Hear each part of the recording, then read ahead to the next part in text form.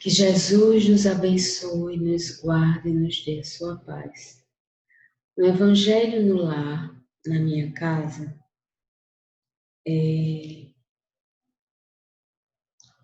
uma mensagem linda no Evangelho segundo o Espiritismo, que ele fala sobre, no capítulo 14, item 9, a ingratidão dos filhos e os laços de família. Olha que lindo. Ele fala assim, no penúltimo parágrafo: de todas as provas, as mais penosas são as que afetam o coração. Alguém suporta com coragem a miséria e as privações materiais, mas sucumbe ao peso dos desgostos domésticos esmagado pela ingratidão dos seus. Oh, é uma pungente angústia essa, mas que pode melhor, nessas circunstâncias, revelar a coragem moral que o conhecimento das causas do mal e a certeza de que, se há extrema aflição, não há desesperos eternos, porque Deus não pode querer que a sua criatura sofra sempre.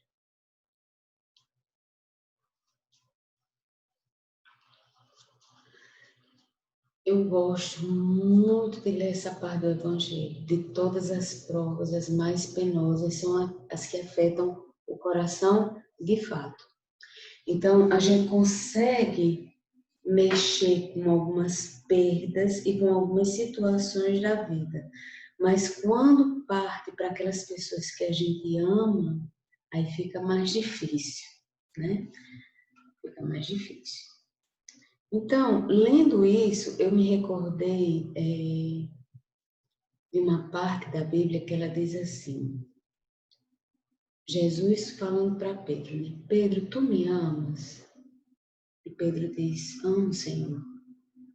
Pedro, se tu me amas, apacenta minhas ovelhas. Tu me amas? Ele perguntou mais 2 vezes. Senhor, eu já disse que eu te amo.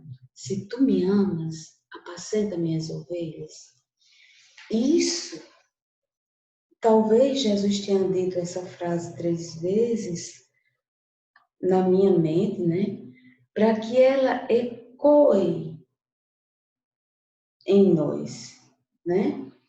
Aí, a terceira vez, eu que pergunto, você ama sua família? Se você ama, apacente. Apacente. Então, aqui no mesmo Evangelho segundo o Espiritismo, tem uma questão falando sobre injúrias, sobre maledicência, e que eu não vou ler para que não fique longo, mas fala, numa outra parte, fala um pouco sobre essas questões de você acabar destruindo uma outra pessoa por motivo de maledicência, de injúria. Você não vai na pessoa, você arrodeia a pessoa, você rodeia quem está ao redor dela. Então você chega para um e diz assim, você viu fulano? Esse fulano, você viu? Aqui no Rio Grande do Norte, eu digo assim, que sempre nas mesas tem café, tapioca e fofoca, né? Fofoca familiar. Então a gente costuma se reunir e diz assim, você viu cicrano, você viu fulano? E começa a destruir o irmão com pequenas palavras, com sutilezas, né? Com só o mal organizado, sabe?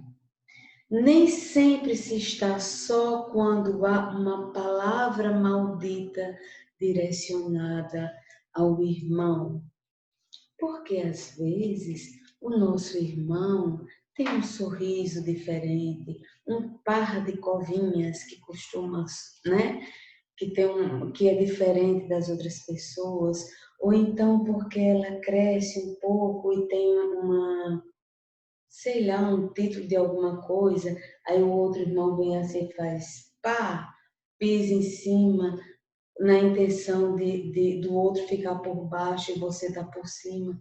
Então, isso existe muito em família e o principal prejudicado com isso são aqueles que destroem a imagem.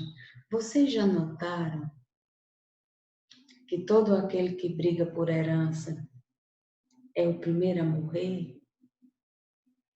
Vocês já notaram que todo aquele que aponta o dedo para o irmão para falar mal dele, comumente ele está falando daquilo que mora dentro dele, né? Então, isso é muito perigoso, porque nós destruímos a nossa família com determinados comentários e o mais prejudicado sempre sai aquele que fala mal, né? Então, tem uma lição que eu amo, que é do meu avô Nelson, e ele diz assim, minha filha, sabe fulano? Ore por fulano, porque as atitudes erradas dele é decorrente da evolução dele. Vamos perdoar e vamos orar. O que diz o Evangelho segundo o Espiritismo? Que o perdão é como se fosse uma hóstia. Quem é católico sabe o que é. Uma hóstia que a gente entrega a Deus no altar do nosso coração. Olha que coisa linda, né?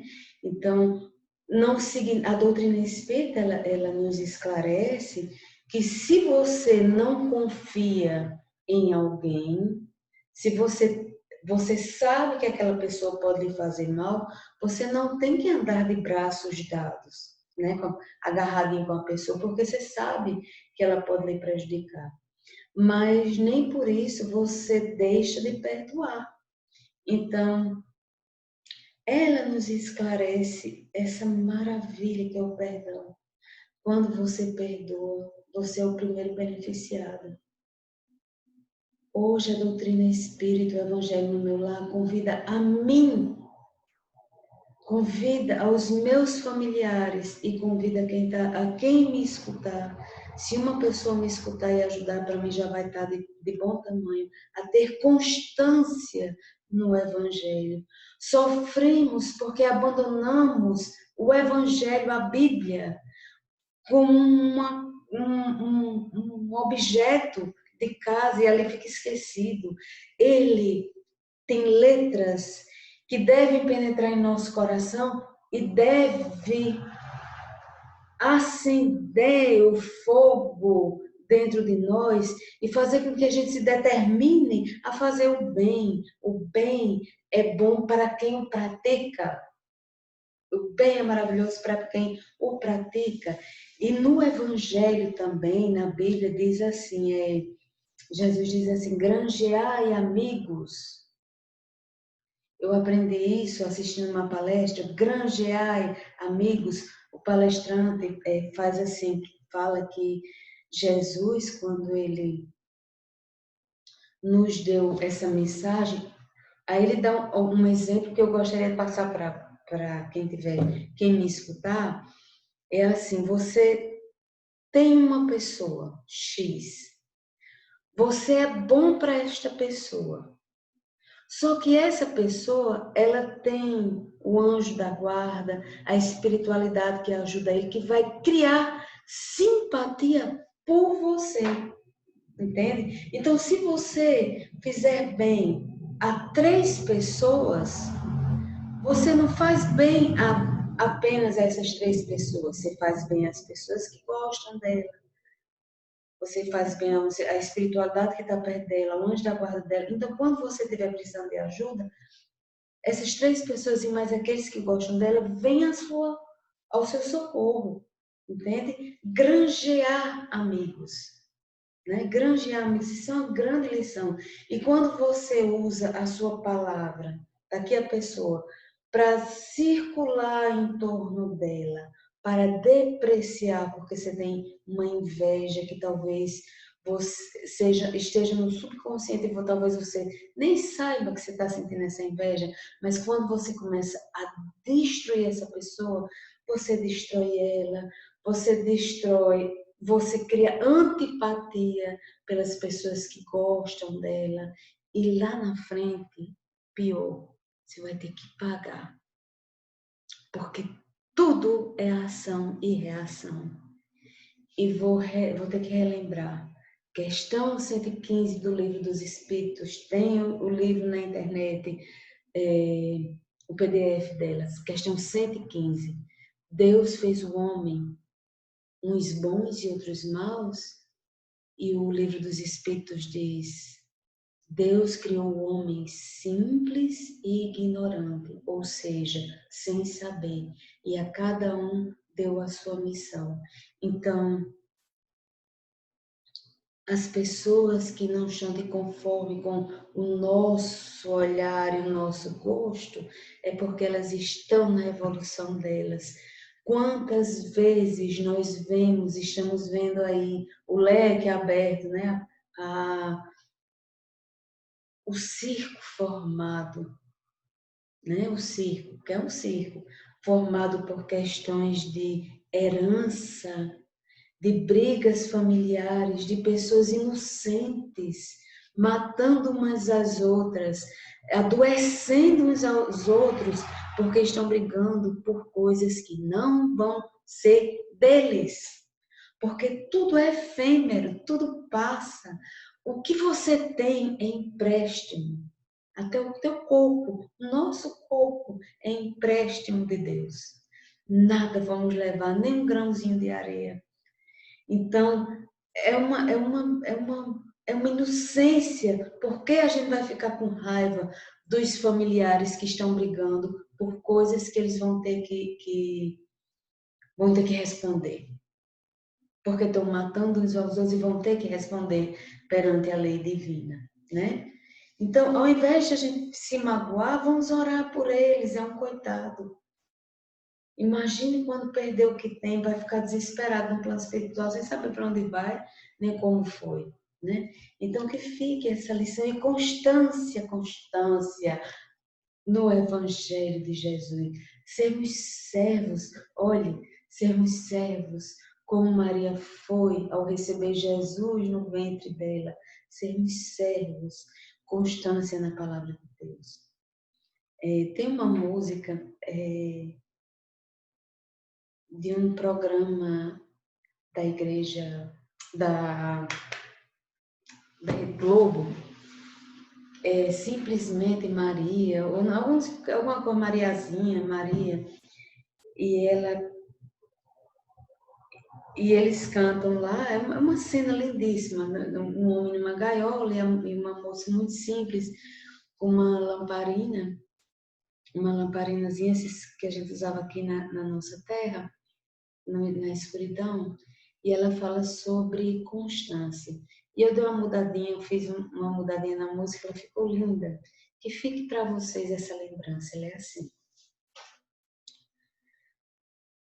Constância, meu bem, Constância, Constância, não chora não, Constância, que a vida é bela, constância no coração, constância,